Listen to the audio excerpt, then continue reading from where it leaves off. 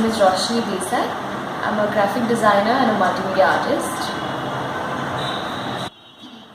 So mostly the kind of work I like to do is a lot to do with sort of using, I like to call myself a graphic storyteller.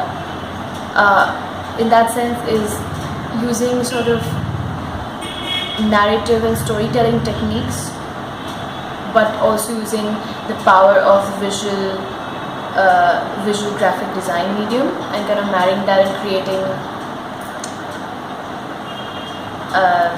stuff. So the kind of work I like to do is, I think I've worked for 8 years in the industry, done a lot of client worked with brands, worked with motion graphics, been a writer, been a radio presenter for a little bit.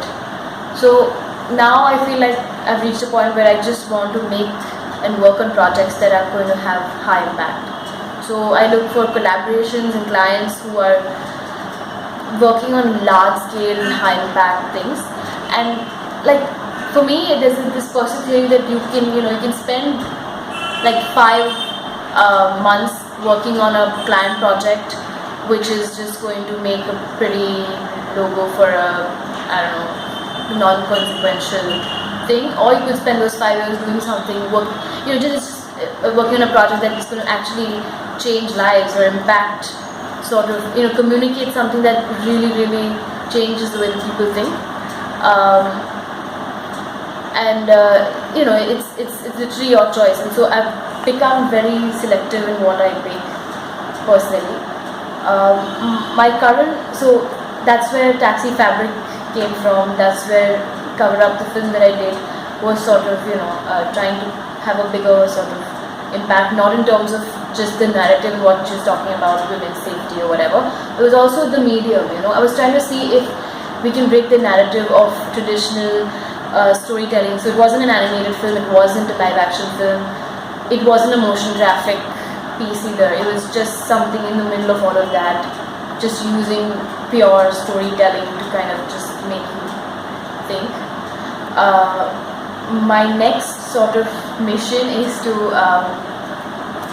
it's to look at design in India and sort of just, I feel like everything, I'm surprised firstly. It's not that we're very new, it's been at least, we would say, since independence, if not before, that we have been designing stuff. There's graphic design everywhere, there's hand painted signages, we've been communicating to the people for years, and no one, I'm so surprised, has documented all of that.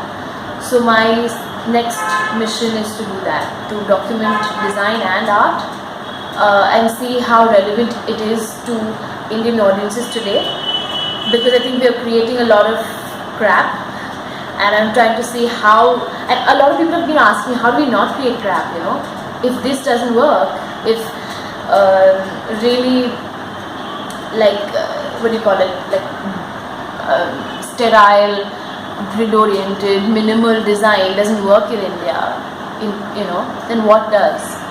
And I want to kind of find that out, what does really appeal to the Indian audiences. If they like organic kitsch, why do they like that? They like burst of colors. What is it? How can we still make it aesthetic? How do we still apply the principles of design and give them something that's, it's not ugly, it's not kitsch, but it's still not giving them something alien which does not belong in their world.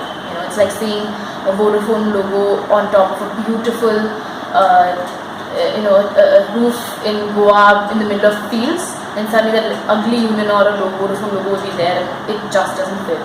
So yeah, that's my next sort of inquiry, and that's the kind of stuff I'm working on right now.